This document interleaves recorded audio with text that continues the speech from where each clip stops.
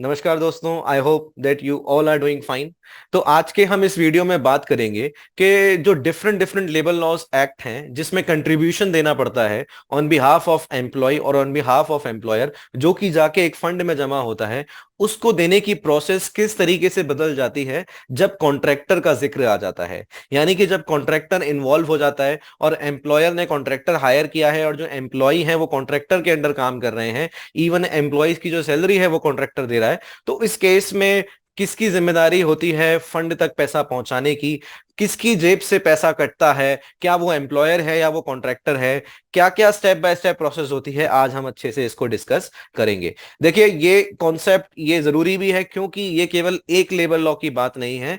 कई सारे आपको लेबर लॉज में उसी टाइप के प्रोविजन देखने को मिलेंगे और सिमिलर काम, सिमिलर प्रोसेस उन सारे एक्ट्स में हमें देखने को मिलती है।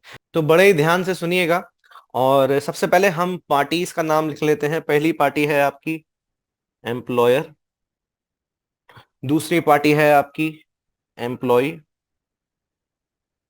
तीसरी पार्टी है आपकी कॉन्ट्रैक्टर। ठीक है, ये तीन पार्टीज हैं। और इसके बाद क्या बनेगा? एक फंड बनेगा। ठीक है, अब होना क्या है? कंट्रीब्यूशन जो है वो फंड तक जाना है, यही काम है।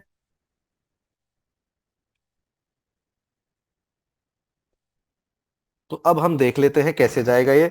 तो देयर आर थ्री, पहले तो दो टाइप के कंट्रीब्यूशन होते हैं, एक है टाइप वन और एक है टाइप टू।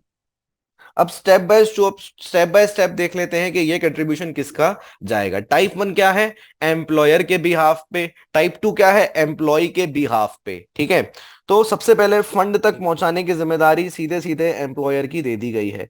तो स्टेप वन में क्या हुआ कि कोई भी कॉरपोरेशन या कोई भी ऐसा ऑर्गेनाइजेशन है जो फंड को एडमिनिस्टर करेगा, उसके अकाउंट तक पैसा जाएगा in the term of contribution, in the context of contribution. और इसकी जिम्मेदारी किसकी होगी? नो मैटर व्हाट, एम्प्लॉयर की होगी। यानी कि स्टेप वन में जो एम्प्लॉयर था वो टाइप वन और टाइप टू कंट्रीब्यूशन के कारण उसकी जेब जो है, उसकी जेब से ये पैसा चला गया। ठीक है, एम्प्लॉयर की। स्टेप टू पे आते हैं।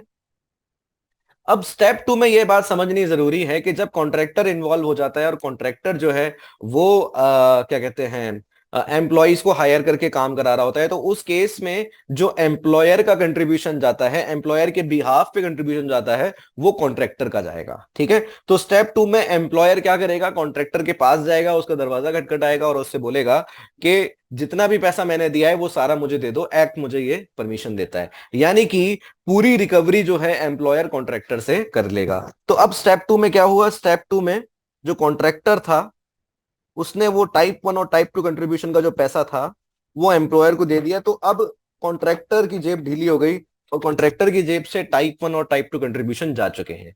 तो अब अगर हम इसको दूसरी भाषा में समझें कि एम्प्लॉयर के बिहाफ पे जो कंट्रीब्यूशन जाना था और एम्प्लॉय के जो बिहाफ पे कंट्रीब्यूशन जाना था, वो दोनों ही कॉन्ट्रैक्टर की जेब से अब चले गए। अब स्टेप थ्री में आते हैं। अब दिन आया सैलरी का, वेजेस देने का। अब वेजेस देने का अगर दिन आया तो कंट्रीब्यूशन जो है वो वेजेस से काट लिया जाएगा। यानी कि एम्प्लॉय के बिहाफ पे जो कंट्रीब्यूशन था वो स्टेप थ्री में एम्प्लॉय के बिहाफ, एम्प्लॉय की वेजेस से काट लिया जाएगा। तो स्टेप थ्री में क्या हुआ? स्टेप थ्री में टाइप वन अगर एम्प्लॉयर कंट्रीब्यूशन है तो कॉन्ट्रैक्टर का चला गया, पर कॉन्ट्रैक्टर ने टाइप टू कंट्रीब्यूशन किससे रिकवर कर लिया? एम्प्लॉय से कर लिया।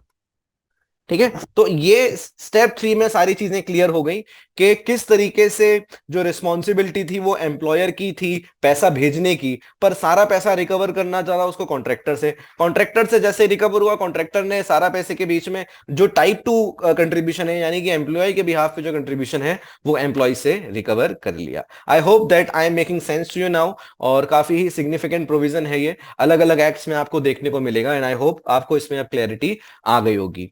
We are human parrots. हम पिछले 10-12 सालों से यूजीसी नेट एचआरएम या फिर एचआर रिलेटेड जो और भी एग्जाम्स होते हैं, जैसे यूपीएससी असिस्टेंट लेबर कमिश्नर या फिर एनफोर्समेंट ऑफिसर या फिर एपीएफसी एंड सो ऑन, उसमें हम तैयारी कराते हैं। हमारे कोर्सेज किस तरीके से हैं इसको जानने के लिए हमारी वेबसाइट पे जाइए and arrange a free trial from us और खुद से देखिए कि हमारे साथ आप कैसे तैयारी करोगे।